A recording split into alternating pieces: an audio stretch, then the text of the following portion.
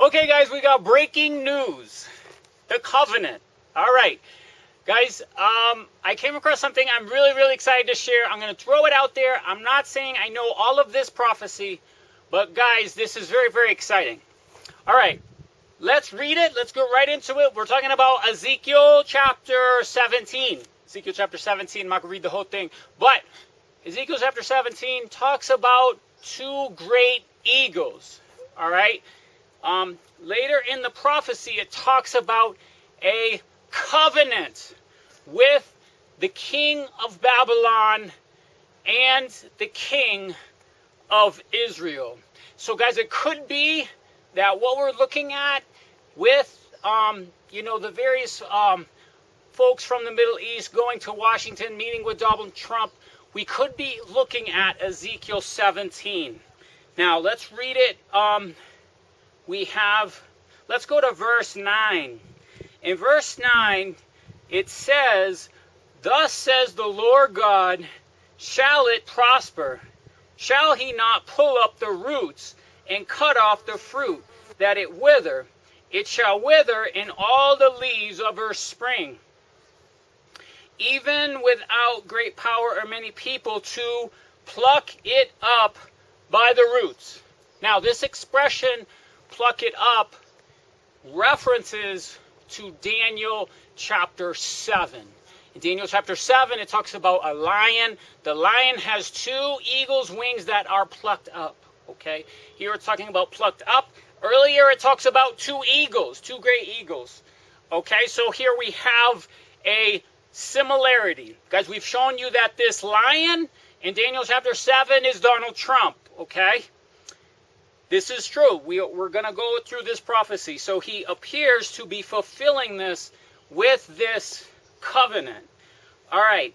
Verse 10 of Ezekiel 17. "Yea, behold, being planted, shall it prosper? Shall it not utterly wither?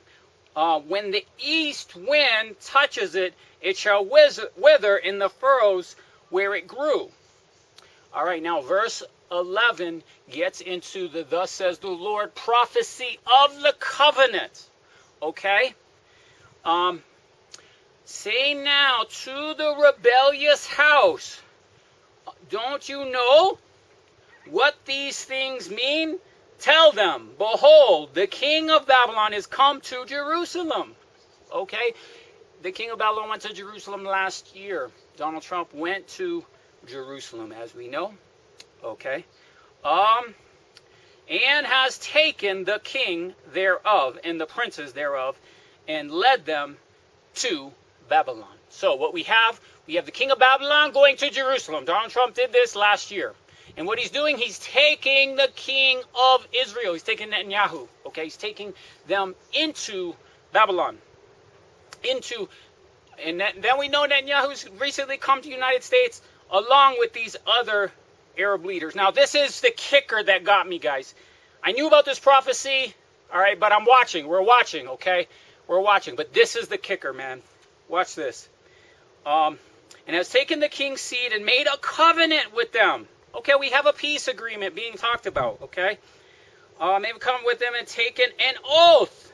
And he has taken the mighty of the land, that the kingdom might be base, that it might not lift up itself, that it by keeping of his covenant it shall stand." Okay, so we have this covenant. We have this talk of a peace agreement. Now, guys, let's be very clear. What we're saying is, let's look at Ezekiel 17, okay? Let's not look at Daniel 9. We don't necessarily believe, guys, that, there needs to be a covenant in order for the daily sacrifice and all those things. We look at Daniel 9 as a different prophecy, okay? I'll put a link in the description field. We do not necessarily need this Antichrist figure, okay? Now, Donald Trump is not the Antichrist. We're just trying to make a couple things clear, guys. The way we're looking at things now is we have a covenant taking place, all right? It's not the Antichrist, okay? Donald Trump is acting as a lion. There's many beasts. There's 4 beasts, okay? There's a lion, there's a bear, there's a leopard, and the terrible beast. So Trump appears to be the lion, Putin appears to be the bear, Obama appears to be the leopard, okay? and then the son of perdition will come. So we're not saying this is the son of perdition, okay? Let's just be clear about that. But let's go to verse 14. That the kingdom might be base, that it might not lift itself up by the keeping of the covenant, that it shall stand.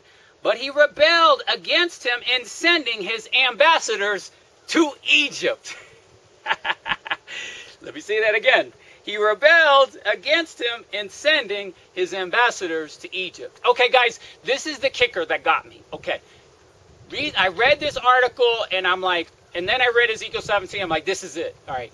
What happened is, Ezk17, I'm going to put a link in the description field with this article, guys. I'm out in the bush, and I don't have the article handy with me right now, okay?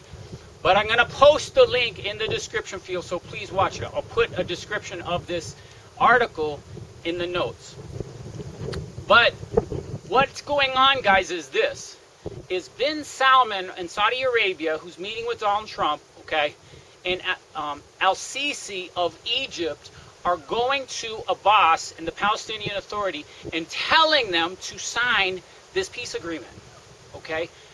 They're telling him to sign, all right? Now, bin Salman from Saudi Arabia is in Washington, D.C. Now, they're principally looking at war with Iran, okay? That's what I was thinking. But then I read this, I saw Egypt just today, and I'm like, oh my God, this is Egypt, this is Ezekiel 17. Amazing. All right, guys, look.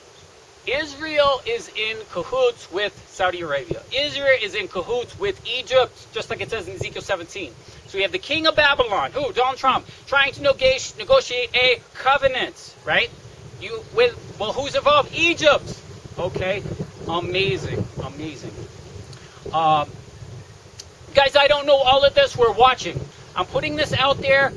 Watch, guys. I don't have all the information. Let's all watch this prophecy, okay? But let's read some more here. Sorry if it's windy in the video, guys. Let the four winds blow. Okay, where are we? Let's say that again. But he rebelled against him by sending his ambassadors to Egypt, that they might give him horses and much people. Shall he prosper? Shall he escape that does such things? Or shall he break the covenant and be delivered? Okay, so we have a covenant. We have a breaking of the covenant. Okay? Verse 16. As I live, says the Lord, surely in the place where the king dwells that made him king, whose oath he despised and whose covenant he broke, even with him in the midst of Babylon shall he die. Guys, I don't know what this means. All right, I'm just reading these verses. We're watching these things, okay? I'm putting this out there. Those of you guys watching these things, this is very, very exciting. Neither shall Pharaoh with his mighty army and great company make for him a way by causing up mounts and building forts to cut off many persons. Seeing he despised the oath by breaking the covenant. Then we got breaking the covenant twice. When he, lo, has given his hand and has done all these things, he shall not escape. Therefore, thus says the Lord, as I live, surely mine oath that he has despised, and my covenant that he has broken, even it will I recompense upon his head. I will spread my net upon him, and he shall be taken in a snare. I will bring him to Babylon, and plead with him there for his trespass that he has trespassed against me. So guys, this is Ezekiel chapter 17. We appear to see things in here taking place. We have a peace agreement. We have the king of Babylon, Donald Trump. We have the king of Israel, Benjamin Netanyahu. We have Egypt, al-Sisi. Okay, we have all the players right here. All right? We have two eagles' wings that are plucked. It says clearly. Let's take a look, guys, at some other verses here that talk about this. We'll read a little bit of Daniel chapter 7, where it talks about this lion. And the first was like a lion and had eagle's wings. And I beheld to those wings there were plucked. And they were lifted up from the earth and made to stand upon the feet as a man. and a man's heart was given to it. So this is the humbling that happened to King Nebuchadnezzar. So Donald Trump appears to be fulfilling a Nebuchadnezzar type figure, king of Babylon. Okay, and then let's look at as well. I definitely want to look at Hosea 13, because this is the stuff we've been explaining, guys, that Donald Trump is this lion. Okay, so Hosea 13 and verse 8 talks about the bear, and it says, "There will I devour them like a lion." Okay, so here we have the lion, and then in verse 11, "I gave them a king in my anger, and took him away in my wrath. The iniquity of Ephraim is bound up, his sin is hid." Okay, "As sorrows of a travailing woman shall come upon him, he is an unwise son, for he should not stay long in the place of breaking forth of children." So guys, I just want to do a quick video and post this and get this out there. Let's watch this. This is very exciting. There appears to be a couple things going on with the various Middle East nations visiting Donald Trump. Iran is on the scene. We've been telling you about Iran is Daniel chapter